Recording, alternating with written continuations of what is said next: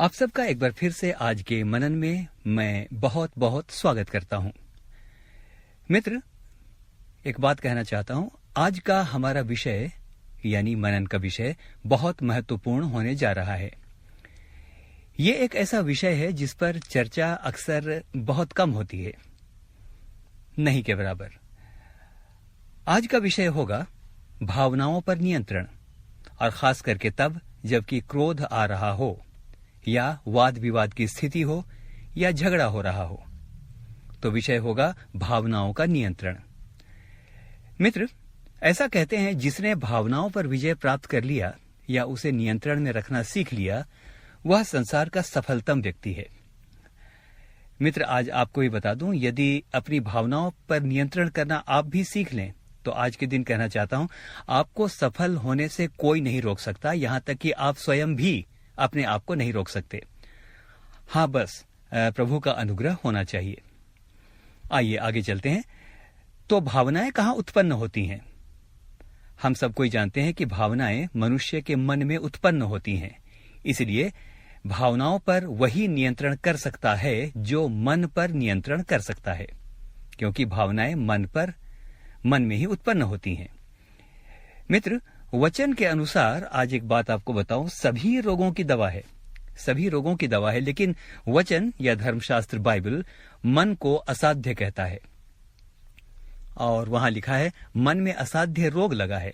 यिर्मयाह 17 उसके 9 में वचन इस प्रकार से कहता है, मन तो सब वस्तुओं से अधिक धोखा देने वाला होता है, उसमें असाध्य रोग लगा है। आइए मित्र, अब आज की चर्चा में चलते हैं।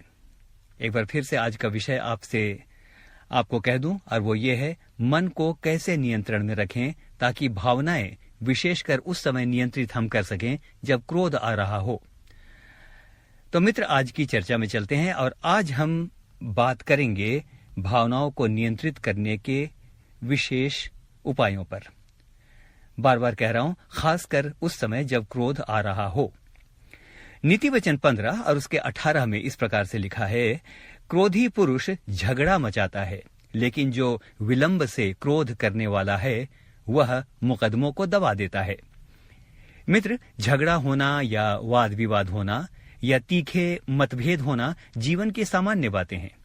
ऐसा होना स्वाभाविक भी है, लेकिन सबसे बड़ी बात यह है कि ऐसे समय में जब भावनाओं को माफ कीजिएगा, रिपीट करूंगा, लेकिन सबसे बड़ी बात यह है कि ऐसे समय में अपनी भावनाओं को किस प्रकार प्रकट करें।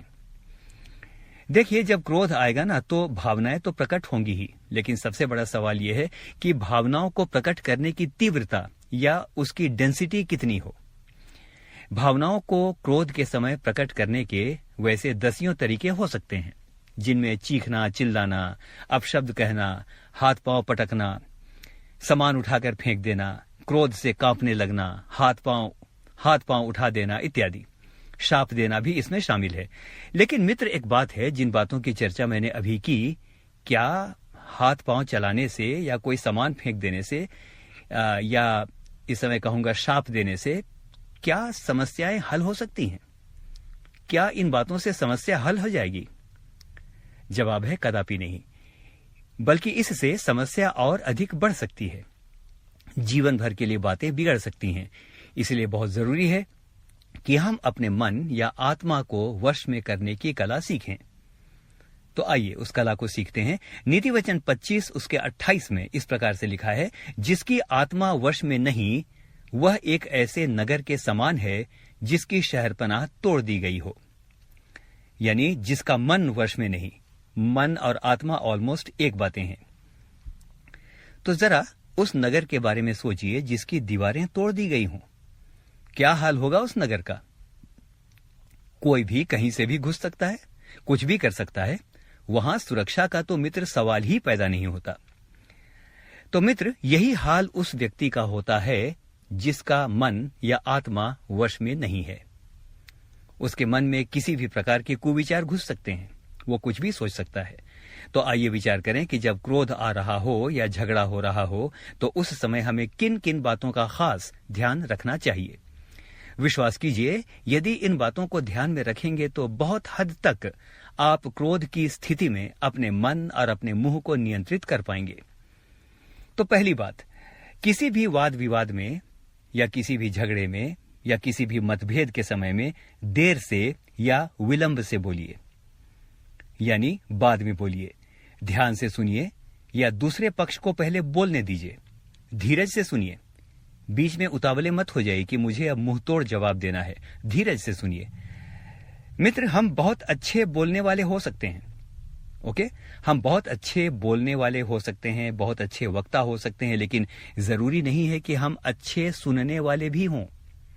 शायद इसलिए कहते हैं कि प्रभु ने हमें एक मुंह इसलिए दिया है कि कम बोलें और दो कान इसलिए दिए हैं कि हम ज्यादा सुने।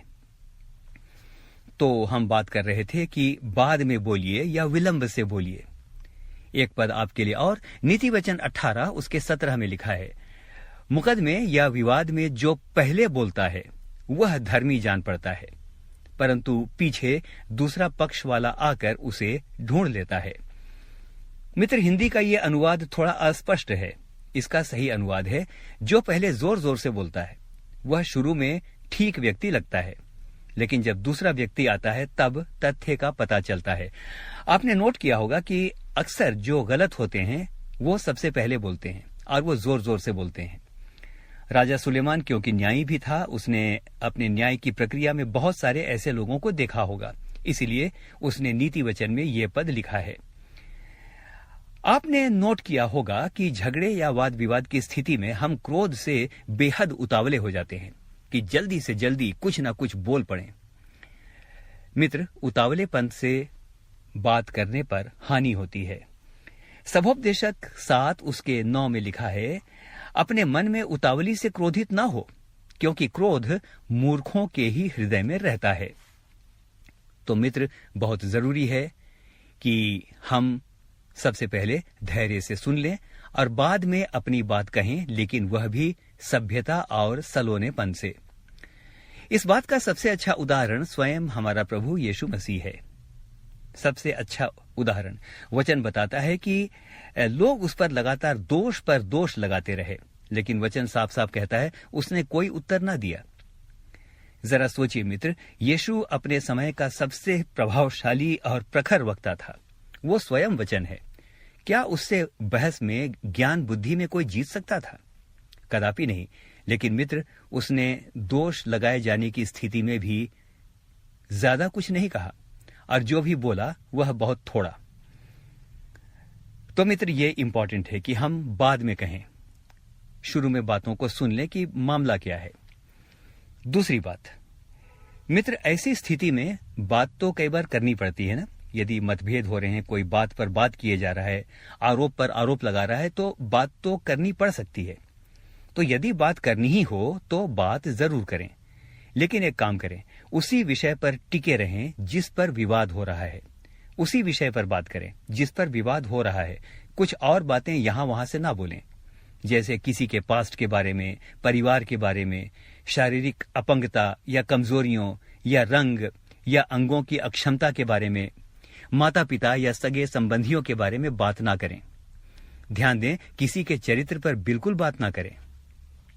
याद रखिए मित्र, अधिकांश झगड़े इसलिए बिगड़ जाते हैं क्योंकि हम भूतकाल या अतीत की बातों को घसीट कर ले आते हैं, अतीत की बातों को कोट करते हैं जिनकी कोई जरूरत नहीं है। अरे, तुम्हारे बारे तो मुझे मालूम है। वो दिन भूल गए जब मैंने तुमको इस प्रकार देखा था? वो दिन भूल गए जब तुमने ये गलत काम किया था? I know your past. तुम मुझसे क्या बात करोगे? मित्र, इस तरह के बात करने की आवश्यकता नहीं है। कुलुसियों 4:6 में लिखा है, तुम्हारा वचन सदा अनुग्रह सहित सलोना हो कि तुम्हें हर मनुष्य को उचित रीति से उत्तर देना आ जाए।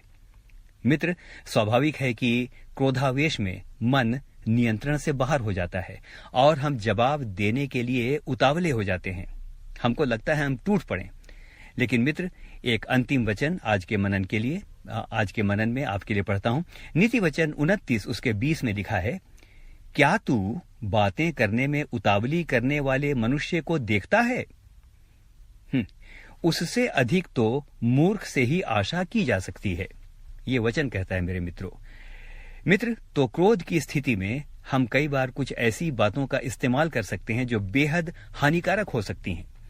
हम सोचते हैं कि बहस में जीतने के लिए या तो अपने क्रोध को प्रकट करने के लिए मेरे पास इस इंसान की बहुत सारी कमजोरियां हैं जो मैं जानता हूं, अब मैं इस कार्ड को प्ले करूंगा। No my dear friends, that is not required.